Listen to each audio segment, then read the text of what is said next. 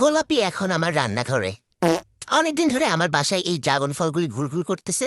খালি খালি খেয়ে দেখলাম এগুলো এত পরিমাণে মিষ্টি, কিন্তু এখন চিন্তা করতেছি যে এগুলো দিয়ে কি করবো। খালি খালি খাইতে খাইতে আর ভালো লাগতেছে না, মানে এগুলো দিয়ে কিছু একটা না করা পর্যন্ত আমার শান্তি হতেছে না।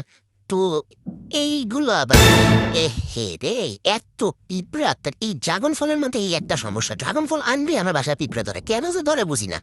তা যাই হোক, যেহেতু বলছি যে ড্রাগন ফলটা মিষ্টি আর কালারটা দেখেন এত সুন্দর কালার এটা, আর এটা এত বেশি মিষ্টি যে পিঁপড়া খালি ধরেছে। তো যাই হোক, এটা একদম ডলা মাচাতে ঘুষে মেচে পরিষ্কার করে দিয়েছি যাতে একটা পিঁপড়াও না থাকে।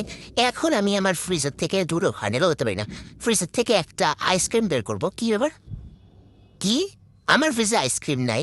হইতেই পারে না, সম্ভবই না। তো যাই হোক, মান সম্মান রক্ষা করার স্বার্থে একটা আইসক্রিম কিনে নিয়ে আসলাম দোকান থেকে। তো এখন আমি এই যে ড্রাগন ফলটা ঢালবো। ড্রাগন ফলগুলো মানে দেখতে এত সুন্দর, কালারটা এত সুন্দর, মানে আমার খালি মন যাচ্ছে এগুলো ধরে এগুলোকে ঠোঁটে মাখি। তো এই যে আমি ঢাললাম ব্লেন্ডারে, তারপর এর মধ্যে ঠান্ডা দুধ দিলাম। তো এখানে আপনারা চাইলে হচ্ছে গিয়ে বরফ দিতে পারেন, কিন্তু বরফ দিলাম না কারণ আমাদের একটু ঠান্ডা লাগছে মনে হয় হালকা পাতলা। তো এই জন্য বরফ দিলাম না, ঠান্ডা দুধটাই দিলাম।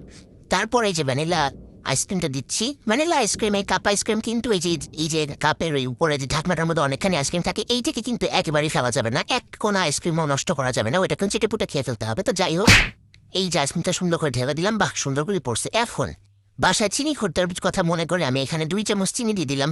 কালারটা ভাই সেই লেভেলের সুন্দর। আমার বানানো মিল্কশেকের মধ্যে এই মিল্কশেকটার কালার মানে এত সুন্দর হয়েছে ভাই রে ভাই। আর তার থেকে বড় কথা, আমি জীবনে কখনো ড্রাগন ফলের জুস ট্রাই করি নাই, এইটাই ফার্স্ট টাইম।